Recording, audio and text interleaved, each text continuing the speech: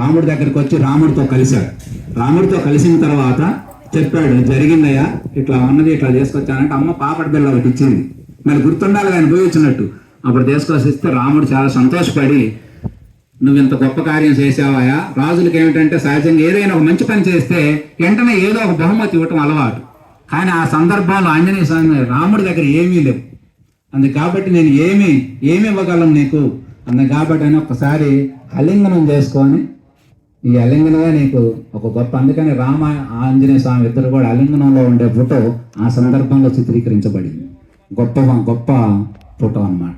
ఆ తర్వాత అక్కడి నుంచి లంకకు దారులేసి యుద్ధం చేసి రావణాసురుని వధించి, అందులో ముఖ్య ఘట్టం ఏమిటంటే 2 సార్లు, ఒకసారి రాముడు లక్ష్మణుడు ఇద్దరు కూడా స్పృహం కోల్పోయారు.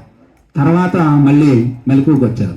కానీ ఇంద్రజిత్తు అంటే రావణాసురుడు కొడుకు చనిపోయిన తర్వాత రాముడు యుద్ధంలో వీరప్రతాపం చూపి ఆంజనేయ లక్ష్మణ స్వామిని కొట్టాడు.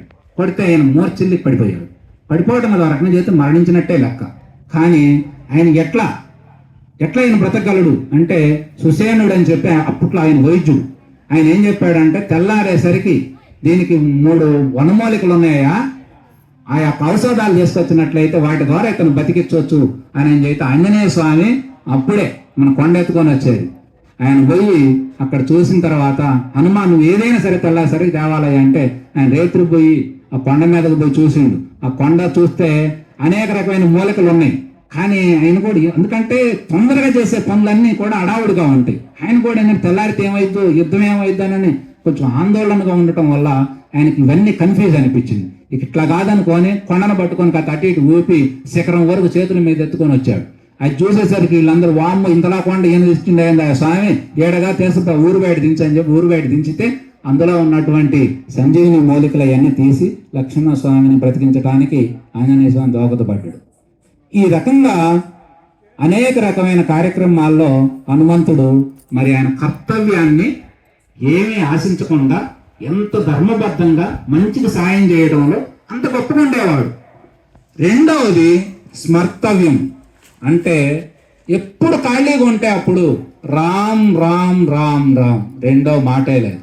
ఈరోజు ముఖ్యంగా ఈ 2 మాటల పరంగానే మనం తీసుకుంటే యువత అయినా ఇతరులైనా ఎక్కువగా చెడిపోయేది ఎక్కడంటే, పనిలో ఉన్నంతసేపు ఏ మనిషి చెడిపోడు. ఎందుకంటే పనిలో ఉన్నాం, ఆల్రెడీ నీకు పని ఉంది, ఇప్పుడు పాట ఉంది, నీకేం ఇబ్బంది లేదు. పాట వదిలిపెట్టామనుకు ఇంటికి పోతే ఇంకొక ఆలోచనలు మారుతూ ఉంటాయి. అట్లాగే పని చేస్తున్నంతసేపు పనిలో ఉంటాం. పని లేనప్పుడే ఎక్కువగా చెడిపోవటానికి కారణం అంటే ఏదో మందు తాగుదామా, లేకపోతే ఇంకేదైనా కొట్టుకోలేద్దాం, లేకపోతే నలుగురు కలిసి తిరుగుదామా, లేకపోతే ఇంకేమన్నా చేయకూడని పనులు, ఏదో మనసు అనేది రకరకాల ప్రేరణ చేస్తూ పక్కకు తీసుకుపోవడానికి కారణం, ఎక్కువగా చెడిపోతున్న కారణాలు ఎక్కువ అయ్యే జరుగుతున్నాయి. అలా జరిగేటప్పుడు మనిషికి వెనక ఆంజనేయ స్వామి అంత గొప్పవాడు కూడా ఎప్పుడు ధ్యానంలోకి వెళ్ళిపోయి ఏకాంతంలో ఉంటూ ఒక్కడే రామమంత్రం మాత్రమే స్మరిస్తూ జీవితాన్ని ఆయన తరింపజేశాడు. అందుకు కాబట్టి మనకి ఆంజనేయ స్వామి దొరకడు, రాముడు మనకు కనుగొనలేం. కానీ రామ మంత్రం ఉన్నది, ఆ మంత్రాన్ని పట్టుకుంటే రాముడు ఎక్కడున్నా నీ దగ్గరకు వస్తాడు. ఆంజనేయ స్వామి మంత్రం ఉన్నది, ఆయన్ని నువ్వు నిత్యం ఆరాధిస్తే ఆంజనేయ స్వామి నీ దగ్గరికి నిన్ను దేవులు ఆడుకుంటూ వస్తావు. నువ్వు ఎక్కడ దేవులు ఆడుతావు, ఆయన్ని ఏడుండని పట్టుకోవచ్చు. అందుకు కాబట్టి ఈ యొక్క మంత్రం అనేది అంత గొప్పది. అందుకని మన వాళ్ళు ఏం చేశారంటే ఆ యొక్క సారాంశం మొత్తం కలిపి ఓం నమ శివాయ అనే ఒక 5 అక్షరాల మంత్రాలు విడిచారు. శివుడిని నువ్వు ఎక్కడైనా పట్టుకోవచ్చు, ఆయన మొత్తం సర్వాంతర్యం అయితే. అందుకంటే మంత్రాన్ని పట్టుకో, మంత్రం ద్వారా నువ్వు నిత్యం అందులో గడుపుతూ ఉంటే, ప్రయత్నపూర్వకంగా కొన్ని రోజులు సాధన చేస్తే మంత్రం, ఆ తర్వాత అది నీకు తెలియకుండా లోన మొదలవుతుంది, లోన దీన్ని నడుస్తూనే ఉంటుంది. అలా నడిచేదాకా నువ్వు నడిపించగలిగితే ఆ తర్వాత అది నిన్ను నడిపించింది, జీవితం సార్థకమైంది అని చెప్పి మహాత్ములంతా తేల్చారు. ఈ యొక్క ఆధ్యాత్మిక విధానంలో ఇలాంటి అనేక రకాలుగా మంత్రాలు, ఇట్లాంటి అనేక రకమైనవి తీసుకొని మరి ఆంజనేయ స్వామి చేసిన కార్యం తక్కువ రోజులే, కానీ ఆయన లోకంలో ఎంత గొప్పవాడిగా కీర్తింపబడుతున్నాడు. అందుకని సందర్భం, సమయం ఇవన్నీ తెలుసుకొని ఆ విధంగా మనం జీవించగలిగితే చాలా బాగుంటుందని చెప్పి, లోకం పరిస్థితి ఏంటంటే లోకాన్ని వాస్తవానికి ఎవడు మార్చలేం, మనకు తెలుసు, మారవలేం. ఈరోజు పరిస్థితులు ఎలక్షన్స్ విధానంలోకి మనం తీసుకుంటే అన్నీ పాడైపోతా ఉన్నాయి. ఈరోజు బెట్టింగ్లు అనేవి ఎంతమంది యువత ఎంత పాడైపోతున్నారో. దానివల్ల చదువుకున్న స్టూడెంట్స్ చాలామంది, నాకు తెలిసి చాలామంది మరణానికి గురయ్యారు. కారణం ఏంటంటే చిన్నపిల్లలు, చిన్న వయసు, అంతా 20-25 వయసులో ఆకర్షణ. అంతకుముందు మనిషి పోయి చేసేవాడు, ఇవాళ యాప్లు వచ్చినాయి. యాప్ల్లో నీకు కావాల్సినట్టు అప్పులు ఇస్తాడు, కావాల్సినట్టు కట్టించుకుంటాడు. రకరకాలుగా జరిగితే ఇవాళ మనకు తెలిసిన పిల్లల్లో అందులో ఇరుక్కొని బయటికి రాలేక ఇబ్బంది పడుతున్నాం. దానికి తగ్గట్టు ఇవాళ ఈ రాజకీయ పరంగా విపరీతంగా బెట్టింగ్లు కాస్తా ఉన్నారు, వేల కోట్లు నడుస్తున్నాయి. కానీ అందులో మహాభారతంలో ధర్మరాజు ఉంటాడు, మీ అందరికీ తెలిసిన పాత్రే. ఆయనకి దుర్వ్యసనం కూడా కాదు, క్షత్రియ ధర్మం ప్రకారం జోదం ఆడటం వాళ్ళు సరదాగా ఆడేవాళ్ళు అంతే. అలా సరదాగా ఆడే మనిషికి అప్పుడప్పుడు ఆడాల్సి వస్తే అలా ఆడుతూ ఉంటే దాన్ని ఆసరాగా తీసుకొని శకుని, దుర్యోధనుడు ఈయన్ని ఏదో రకంగా ఇబ్బంది పెట్టాలని చెప్పి ఆయన్ని ఆ విధానంలోకి తీసుకొచ్చి ఆయన్ని ఓడించారు 2 సార్లు. ఒకసారి ఓడించి మొత్తం అన్నదమ్ముల్ని, భార్యని మొత్తాన్ని వశపరుచుకున్నారు, సంపదలు. తర్వాత ద్రౌపది ఆమె యొక్క ప్రతివర్త శిరోమణి కాబట్టి ఆమె నేను శపిస్తానని చెప్పి ఎప్పుడైతే తారశీలిందో భయపడి పెద్దలందరూ కూడా వద్దమ్మా వంశం అంతా నాశనం అయిపోద్దని చెప్పి నీకు ఏ వారం కావాలి కోరుకంటే భర్తల్ని నిరూపిస్తుంది, సంపదలు వస్తాయి. తర్వాత రెండోసారి మళ్ళీ సేమ్ అదే జరిగింది. ఎందుకంటే మంచికి బానిస ధర్మరాజు. పెదనాన్న చెబితే కాదని లేడు, పెదనాన్న స్వయంగా ఆడమంటుంది, కాదని లేడు. ఇదేదో మొత్తం కాలమహిమని తెలిసింది ఆడటం వల్ల. తర్వాత ఆయన దానివల్ల రాజ్యాన్ని కోల్పోయింది. 13 సంవత్సరాలు అడవుల్లో ఉన్నాడు, ఎంత సుఖాలను కోల్పోయింది. ఆఖరికి యుద్ధం వచ్చింది, 18 అక్షోహిణి సైన్యం, 166,22,000 మంది దుర్మరణం చెందారు. అంటే జోల క్రీడ అనేది ఎంత దుర్భరమైనటువంటిదో. బాగా కనపడే క్రీడలు ఒక 4-5 ఉన్నాయి. జోగము, పరస్త్రీ పరపురుష వ్యామోహం, దొంగతనం, మద్యం సేవించడం, ఇవన్నీ బాగా కనపడే తప్పు. ఈ తప్పుల్లోంచి మనం బయటికి రాలేదనుకో, కనపడే తప్పులు, కామరాపణ మనసు చేసే తప్పులు కోపాలలో ఉన్నాయి, అవి నీకు మాత్రమే తెలిసి ఇతరులకు తెలియదు. ఆ తప్పులన్నింటిని జయించాలని చెప్తున్నారు మహాత్ములు. అవన్నీ జయించకపోగా కనపడే తప్పులను కూడా కాకుండా ఇవాళ మనకున్న స్థాయి 10 రూపాయలు ఉంటే 50 రూపాయలు మనం బెట్టింగ్లు కాసుకుంటా ఉంటే వస్తే తీసుకుంటాం, పోతే. ఎందుకంటే ఈ బెట్టింగ్ అనేది చాలా దురాశ అని చెప్పింది. అంటే ఆశలన్నింటిలోకి అతి ఆశ అనమాట. అంటే వాడికి వస్తే మనం తిందాం, సరే వచ్చింది, నీ సొమ్ము నాకు 10 రూపాయలు వస్తే నీ కుటుంబం ఎంత బాధపడింది పోతే. కానీ ఆ సొమ్ము తీసుకొని నువ్వు బాగుపడగలవా? మనకి మహాభారతం 1700 శ్లోకాలు పెద్ద గ్రంథం. దాని సారాంశం మొత్తం ఏం చెప్పిందంటే పరోపకార పుణ్యాయ పాపాయ పరపీడనం.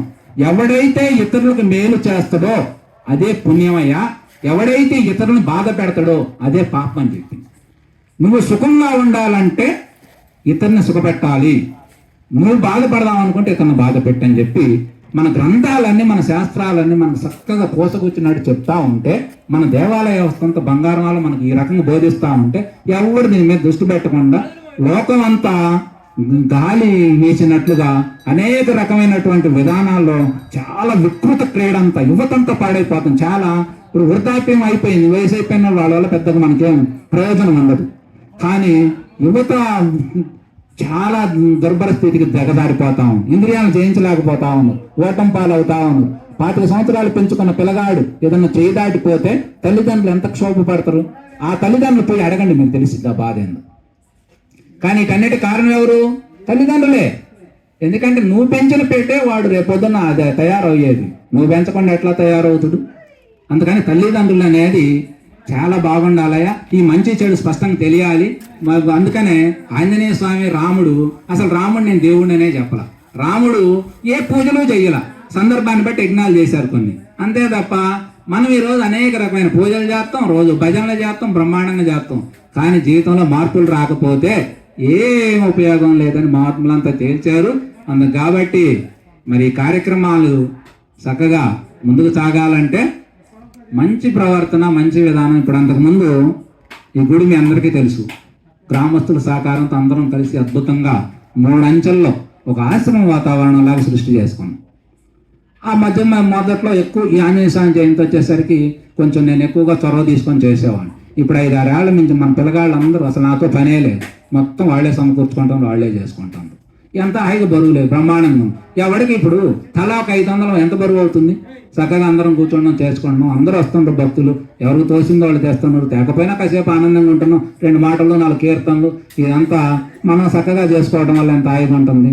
అట్లా మంచి ప్రవర్తన, మంచి ఖర్చు పెట్టాలి, మంచిని డెవలప్ చేసుకోవాలి, మంచిగా మనం నడుచుకోవాలి. మంచి సమాజాన్ని మనం నిర్మాణం చేయకపోతే మనమే పాడవుతాం. ఎవడు పాడవుతాడు? ఇప్పుడు మా ఈ ఇరుగు భార్యాభర్తల మధ్య గొడవలు వచ్చినాయి అనుకోండి, ఎవరికి నష్టం? వాళ్ళకే నష్టం. ఇప్పుడు మనం టీవీలో చూస్తున్నాం, ఏదో కొట్టుకున్నారు అనుకో, కొట్టుకుంటే వాళ్ళ జీవితాలే పాడైపోతాయి. నీకు బోర్డు బతికేదే నువ్వు 50-60 ఏళ్ళు, నువ్వు ఆంజనేయ స్వామి లాగా సక్క చిరంజీవులు ఒకటి పోయి జీవిస్తావా? ఆంజనేయ స్వామి చిరంజీవి, ఆయనకి మరణం లేదు. ఎప్పుడు 7 చిరంజీవులు ఉన్నారు, 4 యుగాల్లో 7 వచ్చారు. 7లో ఈయన త్రేతాయుగంలో వచ్చిన చిరంజీవి విభీషణుడు, ఈయన వీళ్ళిద్దరు వచ్చారు త్రేతాయుగంలో. చిరంజీవుల్లో మరి ఆయన ఎప్పుడు చిరంజీవిగా జీవించామంటాడు. ఆయన ఎప్పుడు సూక్ష్మ శరీరంలో నువ్వు పిలిస్తే పలకటానికి ఆయన రెడీగా ఉన్నాడని చెప్పి, రేపు రానున్న కల్పంలో బ్రహ్మ పదవిని అలంకరించబోతున్నాడని చెప్పి మన గ్రంథం తెలియజేస్తుంది. అంత పెద్ద పదవిని అర్హుడయ్యాడు ఆయన. కారణం ఇంద్రియ జయత్వం. తన ఇంద్రియాలను తాను అదుపులో పెట్టుకోగలగాలి, తన మంచి చెడులు స్పష్టత ఉండాలి, మాట్లాడే భాష మీద నీకు పట్టు ఉండాలి. ఇతను నిన్ను నువ్వు ఎంత, ఇప్పుడు ఇందులో 2 ఉంటాయి, అదృష్టం ద్వారా కొంత చేయొచ్చు, ప్రయత్నం ద్వారా నువ్వు అన్ని సాధించవచ్చు అని చెప్పి మా ఆత్మలంతా మనకు తెలియజెప్పారు. కాబట్టి మరి సమయం చాలా అవుతుంది కాబట్టి, అయినా కూడా, ఎందుకంటే నా ఉద్దేశం ఏంటంటే, ప్రవచనాలు ఈ రోజు మీ అందరికీ తెలుసు, మత మార్పిడి విపరీతంగా జరుగుతున్నాయి. ఈ మతంలో ఈ దేవుడు పని చేయట్లేదు, ఆ దేవుడు పని చేస్తున్నాడు అని చెప్పి మతం మారుతాం. ఏ దేవుడు మారుతుడు చెప్పండి? ఆ దేవుడు ఇప్పుడు వాళ్ళందరూ చనిపోవట్లేదా? వాళ్ళందరికీ శ్మశానాలు లేవా? వాళ్ళందరికీ రోగాలు లేవా? వాళ్ళందరికీ హాస్పిటల్కి పోవట్లేదా? ఇవన్నీ కట్టుకథలు కల్పన చేసి మనిషిని బానిసత్వంగా తయారు చేస్తా ఉన్నాం. ఈ బానిసత్వం నుంచి విముక్తి పొందాలంటే మనం బోధ చేయాలి. ఇవాళ మన గ్రామాల్లో మన దేవాలయాలన్నీ, మన బోధ ఎంత, అవతల వాళ్ళ దేవాలయాలన్నీ కనీసం వాళ్ళు ఇవాళ 10-15 మంది బోధకులు ఉన్నారు. మనకు బోధ లేదు, ఎండ్రు మనం ఎక్కువ వస్తే పాట పాడదామని చూస్తాం. మంచిదే, పాడాలి, నేర్చుకోవాలి, పాడాలి, కానీ వినాలి. పాటను కూడా, పాటలో ఉన్నది నేను చెప్పే మాటే పాట, పాటే మాట. సాగదీస్తే పాట అవుద్ది, సంక్షిప్తంగా చదివితే మాట అవుద్ది. ఈ రెండింటిలో ఉన్న సారాంశాన్ని గుర్తించి జీవించగలిగితే బ్రహ్మాండంగా ఉంటుందని చెప్పి మా ఆత్మలంతా తేల్చారు. కాబట్టి ఇవన్నీ మనం అరికట్టాలంటే భారతీయ తత్వం అనేది ఏకత్వంలో భిన్నత్వం, భిన్నత్వం ఏకత్వం, ఆత్మతత్వాన్ని దర్శించగలిగి సర్వాన్ని తనని సర్వంలో దర్శించగలిగే భగవద్గీత చెప్పిన శ్లోకాన్ని చూడగలిగే తత్వం, ఇంత గొప్ప తత్వం ప్రపంచంలో ఎక్కడా ఉండదు. ఇట్లాంటి మన రామాయణం, భారతం లాంటి చరిత్రలు కలిగినటువంటి, అంత బలమైన చరిత్రలు కలిగిన గ్రంథాలు కూడా ఎక్కడా లేవు. ఇంత గ్రంథాలు మహాత్ములు వేదవ్యాస మహర్షి, వాల్మీకి మహర్షి వారి యొక్క ముఖపద్మం నుంచి జాలువారిన గ్రంథాలు ఈ 2. వారు కొన్ని వేల సంవత్సరాలు తపస్సు చేశారు, జీవితం మొత్తం పణంగా పెట్టారు, ఎప్పుడూ లోకం బాగుండాలని తప్పించారు. అట్లాంటి మహాత్ములు రుణం తీరాలంటే మనం గుళ్ళు కట్టుకోవడం మంచిది, వాటిని డెవలప్ చేసుకొని కార్యక్రమాలు ముందుకు చేసుకోవాలి. చేసుకోవడంతో పాటు మంచి ప్రవర్తన అనేది చాలా అవసరం. ప్రవర్తన లేదనుకోండి ఉపయోగం లేదు. కానీ ఇంకా ఒక్కటి, ఇది ఇతరుల కోసం కాదు.